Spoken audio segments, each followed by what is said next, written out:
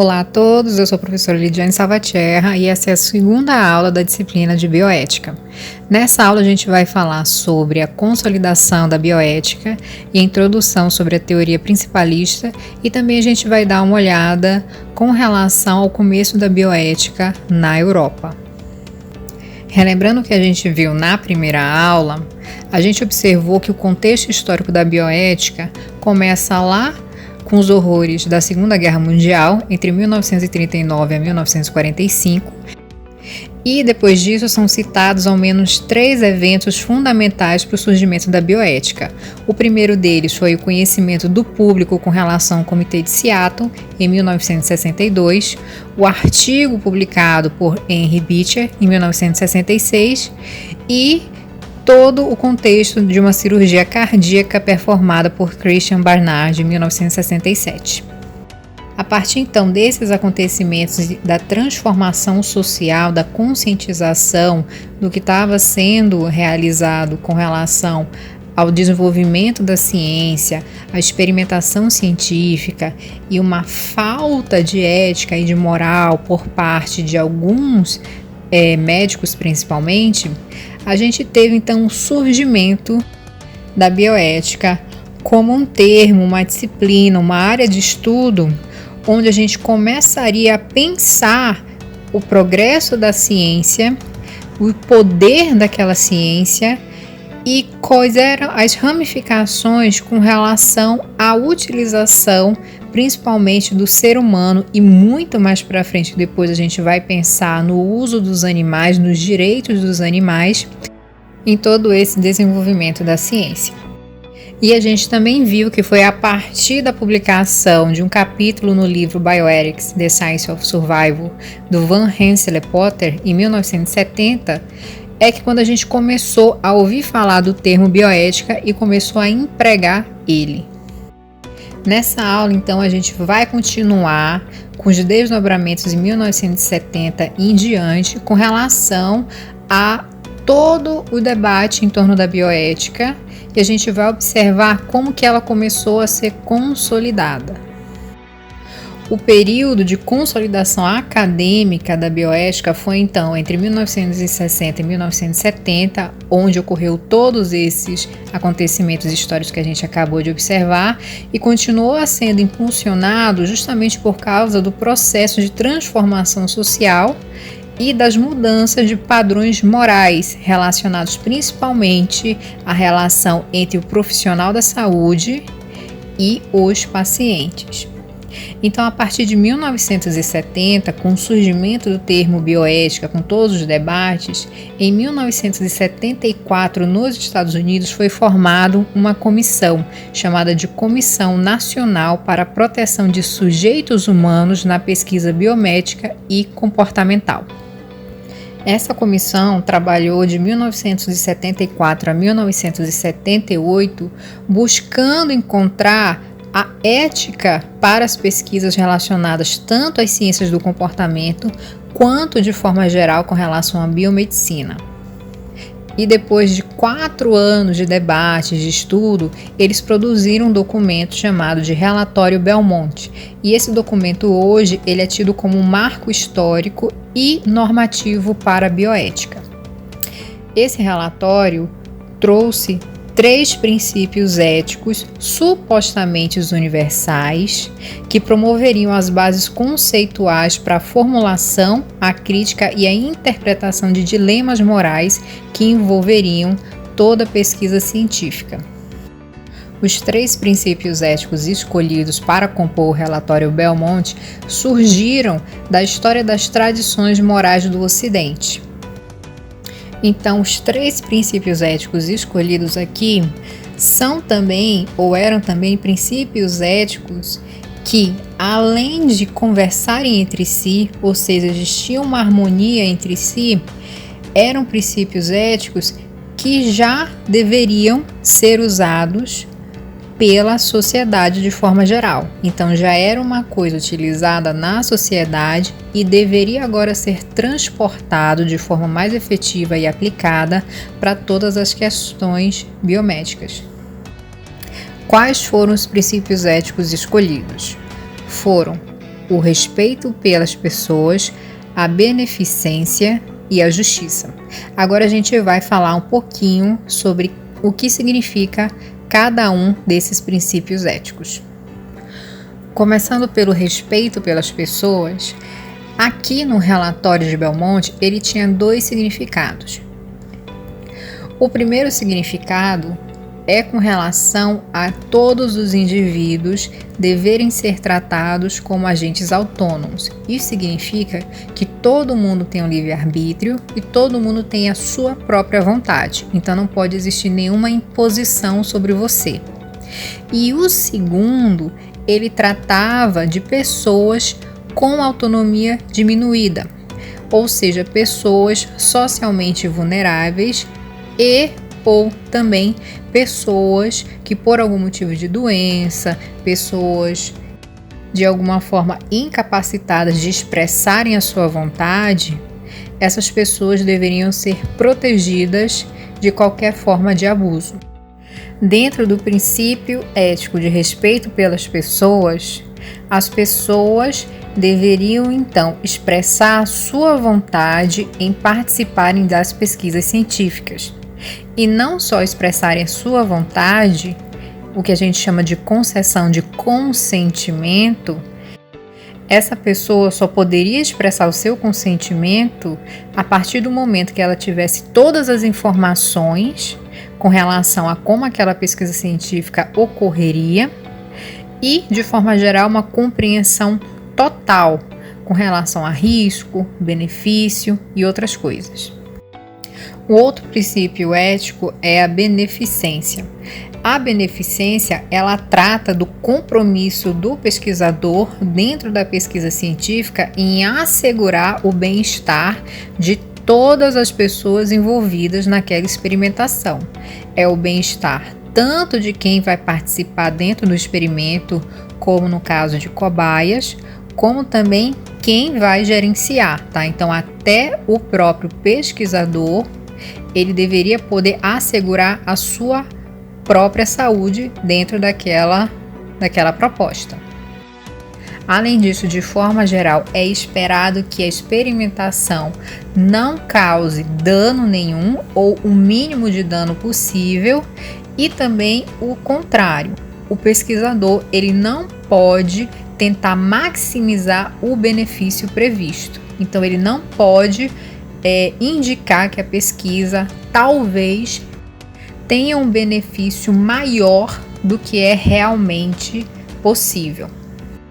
De forma geral, a beneficência, ela trata de uma avaliação sistemática da relação risco e benefício envolvendo todo mundo que participa daquela experimentação. E o outro princípio ético é o da justiça. Aqui entra também o conceito de equidade social, onde é necessário reconhecer que existem necessidades diferentes para pessoas diferentes. Então, existe a necessidade de uma busca por uma ciência que não desenvolva e nem incentive preconceitos e nem a segregação social. E a gente viu então lá na primeira aula que existiu muita relação de preconceito e de segregação em algumas pesquisas, né? Então, aqui, nesse princípio ético, é exigido um cuidado redobrado na escolha dos participantes da pesquisa científica, para que isso não ocorra novamente. E também, como a gente fala de justiça, a gente também fala de proteção. Então, aqui também entra o conceito de proteção de todas as formas a todos os envolvidos naquela experimentação. O relatório de Belmonte, então, ele é considerado um divisor de águas dentro dos estudos de ética aplicada. Com ele, a gente tinha agora, então, um documento com a proposição de 3 princípios bioéticos para serem aplicados dentro da bioética, que passou a ser utilizado e estudado dentro dos centros universitários e na própria academia. Então, o relatório de Belmonte recebeu um acolhimento acadêmico a partir do momento da sua publicação, e a partir daí, então, a gente teve a consolidação da bioética como um novo campo disciplinar. E daí em diante, a gente começa a observar diversos estudos, diversos artigos científicos dentro da nova disciplina de bioética. A gente pode destacar algumas publicações iniciais a partir desse momento. A gente pode começar falando do livro Problemas Morais na Medicina, publicado em 1976, que foi organizado pelo filósofo Samuel Gorovitz. O que teve de interessante com relação a essa publicação é que Gorovitch convidou não só médicos, mas também filósofos para discutirem e colocarem as suas opiniões e argumentações sobre os temas clássicos de conflito moral na saúde. Gorovitch, então, ajuda a começar a expandir essa ideia de que não somente médicos, não somente pessoas que trabalham dentro da saúde é que tem o poder e a exclusividade de falar sobre a bioética. Então, quando ele traz filósofos, traz pessoas de fora da área da saúde para discutir o campo moral, o campo da ética, para tentar fundamentar melhor a bioética, ele ajuda a compreender a complexidade e a importância da bioética dentro da ciência. E foi com a publicação de Princípios da Ética Biomédica de Tom Beauchamp e James Childress, em 1979, que se considera que a bioética consolidou a sua parte teórica. Nesse livro, os autores eles defenderam a ideia de que os conflitos morais, os dilemas, eles poderiam ser mediados e talvez solucionados se fossem utilizados ferramentas morais. E essas ferramentas morais, então, seriam os princípios éticos. Alguns dos princípios éticos aqui a gente já observou que surgiram a partir do relatório de Belmonte, dentro também dessa mesma linha de consideração de que a ética e os princípios, as tradições poderiam também aparecer dentro da bioética. Só que aqui os autores eles apresentam um referencial teórico muito robusto que modificou um pouco, na verdade, acrescentou mais um princípio dentro do que o relatório Belmonte já apontava, e esses 4 princípios éticos agora, eles compõem a chamada teoria principialista. Os 4 princípios éticos presentes no livro são a autonomia, a beneficência, a não maleficência e a justiça. Então, dentro da teoria principialista, se esses 4 princípios éticos estão sendo aplicados, aquilo que está sendo feito é ético. Quando a gente falou sobre os princípios do relatório de Belmonte, a gente já explicou o significado de alguns desses princípios éticos. Mas aqui a gente vai falar rapidamente sobre a autonomia e uma mudança sugerida pelos autores e sobre o novo princípio ético que entrou aqui, que é a não maleficência. Com relação à autonomia, antes no relatório de Belmonte, chamado de respeito às pessoas, a gente falou da necessidade daquela pessoa indicar a sua vontade, o seu consentimento em participar daquela pesquisa. Então aqui os autores novamente falam da necessidade do termo de consentimento informado, Esse termo então seria um documento onde o paciente, o voluntário, informaria a sua vontade de participar daquela pesquisa. E os autores indicam que para esse documento ser válido, existiam alguns critérios. Primeiro, que aquele indivíduo ele deveria ter competência para decidir. Então, seria uma pessoa dentro das suas capacidades mentais, com compreensão suficiente para saber ou para definir a sua vontade com relação àquilo.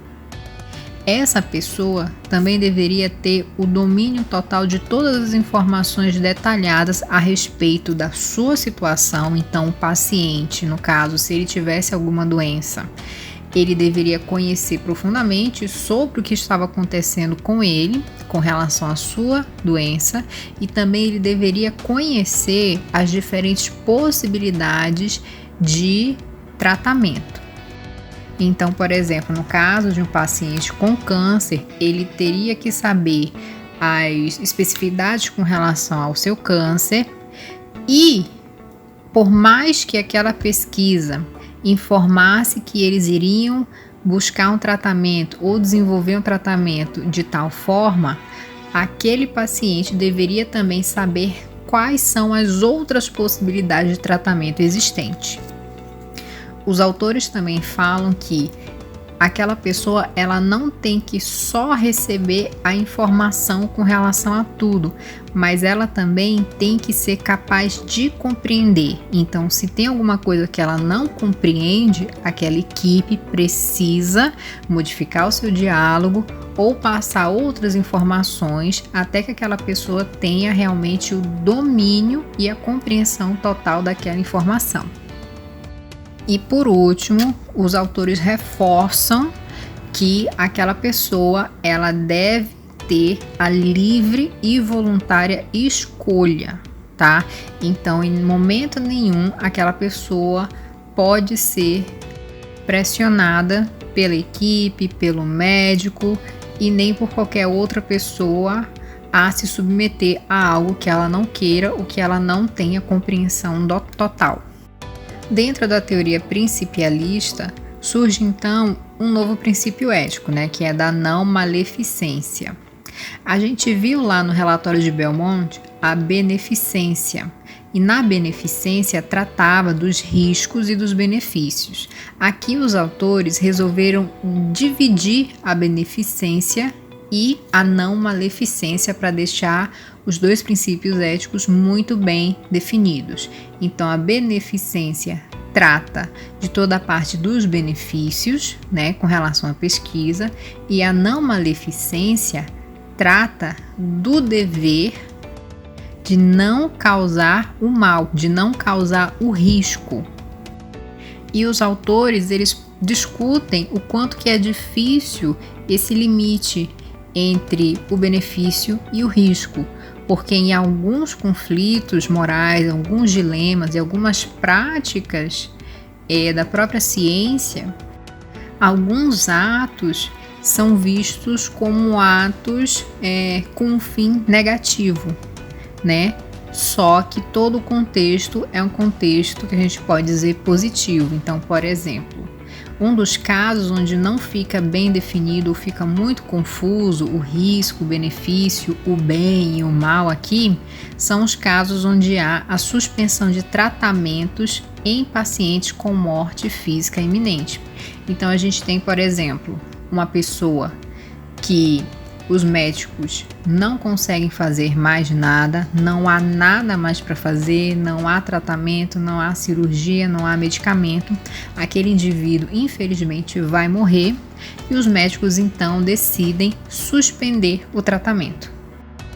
Então, a suspensão de um tratamento é considerado algo ruim, algo mal, Só que o contexto é que não vai mais funcionar, então é indiferente. E um outro caso é com relação ao aborto de crianças com anomalias fetais graves. Então, os médicos verificam que aquele feto ele não tem como sobreviver por causa de uma anomalia gravíssima e a decisão então é finalizar aquele feto.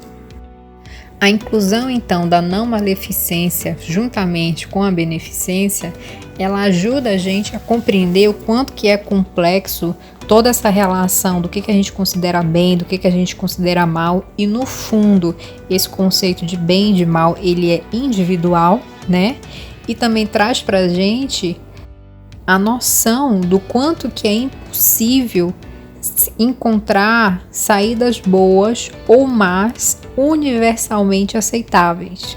Ou seja, é muito difícil e vai ser muito difícil e sempre foi muito difícil na ciência existia um consenso universal, um consenso de todas as pessoas do planeta sobre uma prática ser ruim ou sobre uma prática ser boa.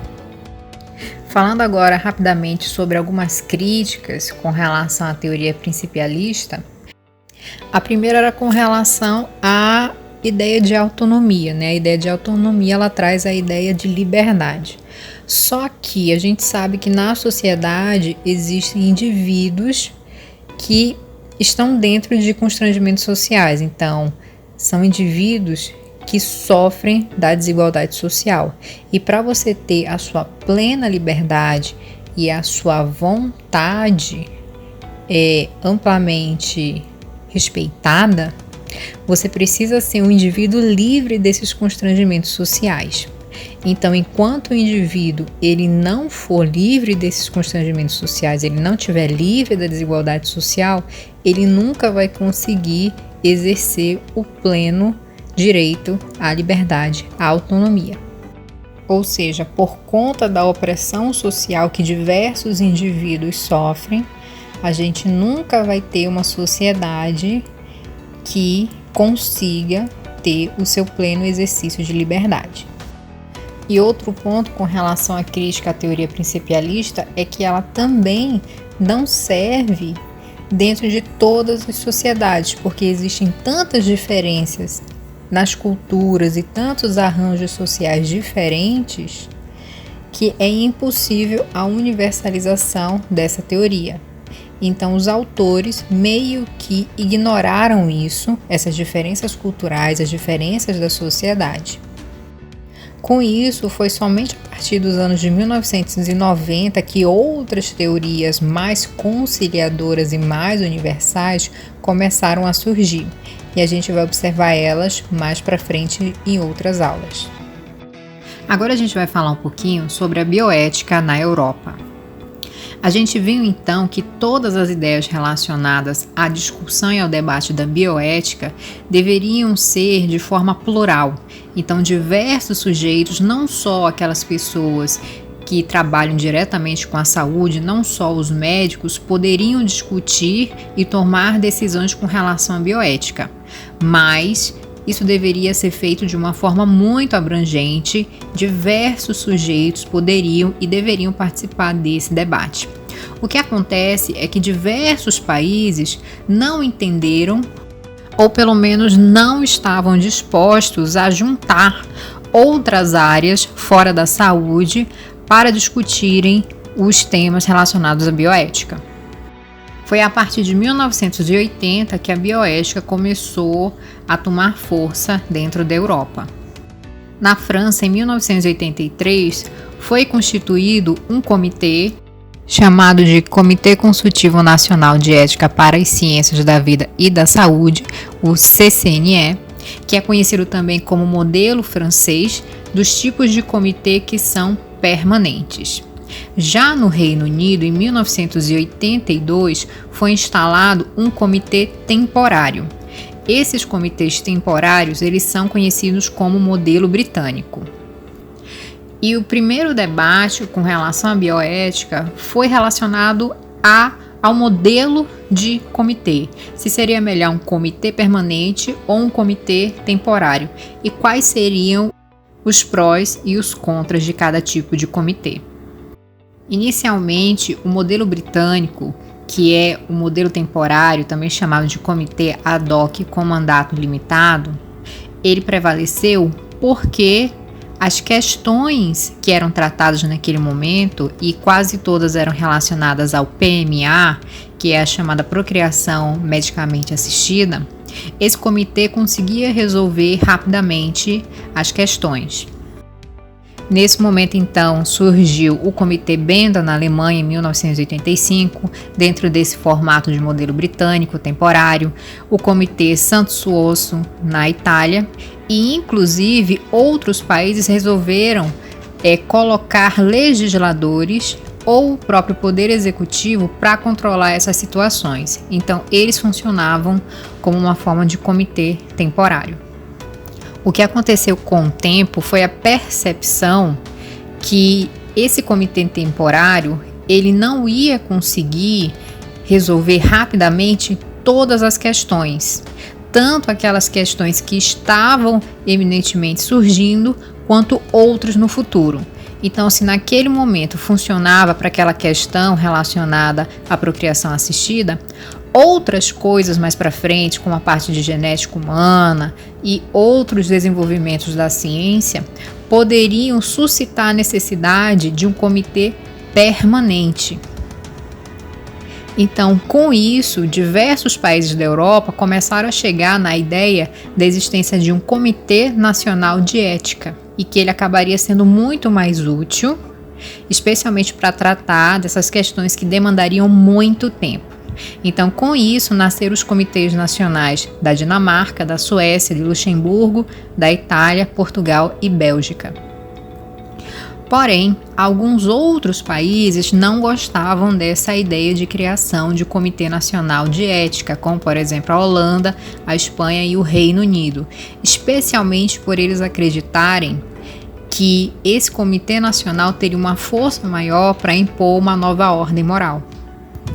E essa nova ordem moral poderia vir carregada de restrições excessivas com relação à liberdade tanto dos pesquisadores quanto dos cidadãos. Falando especificamente sobre a influência e o debate em torno do modelo do CCNE, a gente tinha o CCNE na França funcionando como um órgão de consulta para o governo e também um concentrador e um catalisador das opiniões. A principal questão com relação ao poder do CCNE é se ele não iria se tornar um grande legislador das ciências da vida.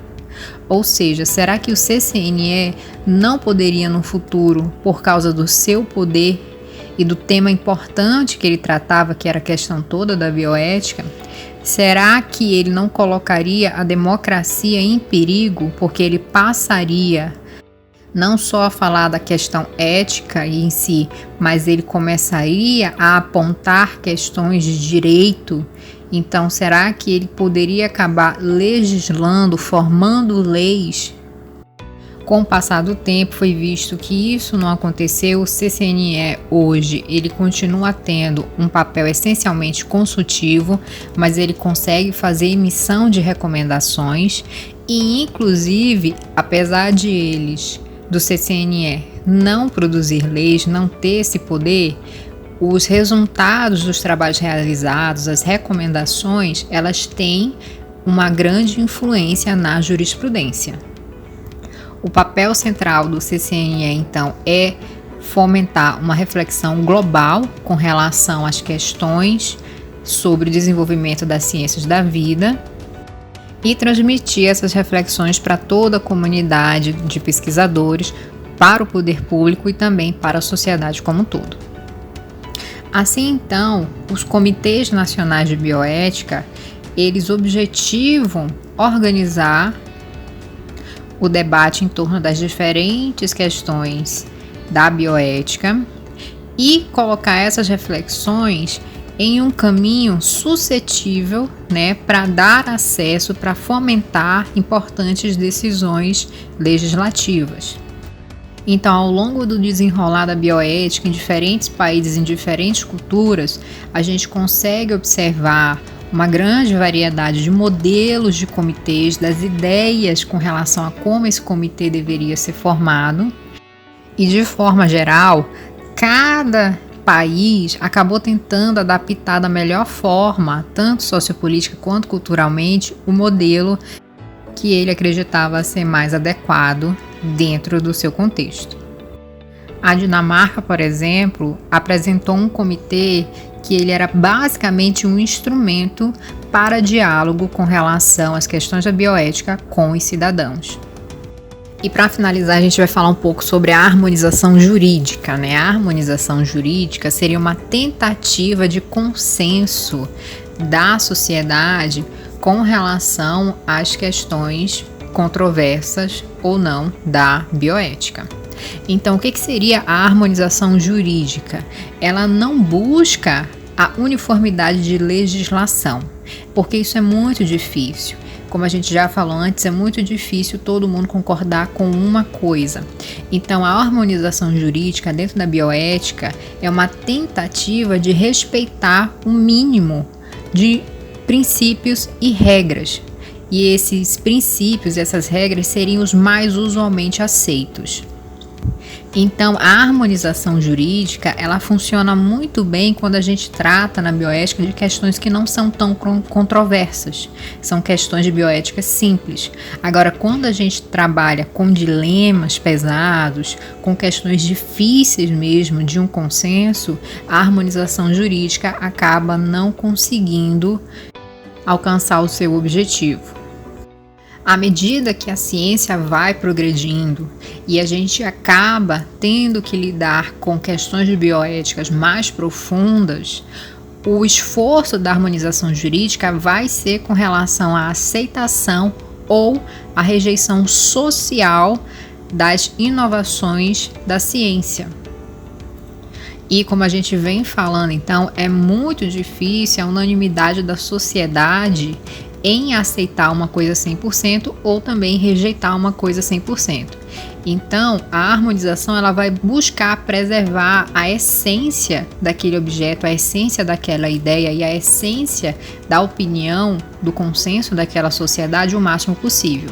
Por causa disso, como a harmonização jurídica ela não vai conseguir resolver todos os problemas, até 1980, ou pelo menos durante aquela época, a harmonização ela é muito limitada. Ela raramente restringe alguma coisa e ela tende a preservar o máximo de opiniões com relação aos dilemas da bioética. Em 1990, a harmonização jurídica ela vai conseguir ampliar o seu poder de influência na sociedade como um todo. A partir da elaboração da Convenção Europeia sobre Biomedicina e os Direitos Humanos, a harmonização acabou tomando forma de instrumento internacional. Então, com isso, diversos princípios comuns relacionados à bioética acabaram sendo impostos por diversos países. Mas mesmo assim continuaram ocorrendo e até hoje continuam ocorrendo diversos debates, tanto do ponto de vista jurídico quanto sociopolítico, com relação ao biodireito, com relação a todas as questões bioéticas e as suas relações entre ciência, as técnicas e a sociedade. Com isso a gente consegue perceber, então, que a bioética ela surge de uma crise de valores éticos. Existe uma imposição para a gente repensar a ciência ou como ela é tratada, como os seus atores são tratados, especialmente a população. E a gente vê que a bioética ela é essencialmente uma ciência, uma disciplina que trata muito das tradições da sociedade, porque fala de ética, fala de moral e também do direito, porque muitas coisas acabam necessitando de jurisprudência. Assim a gente vai terminando essa aula. Bons estudos e até a próxima!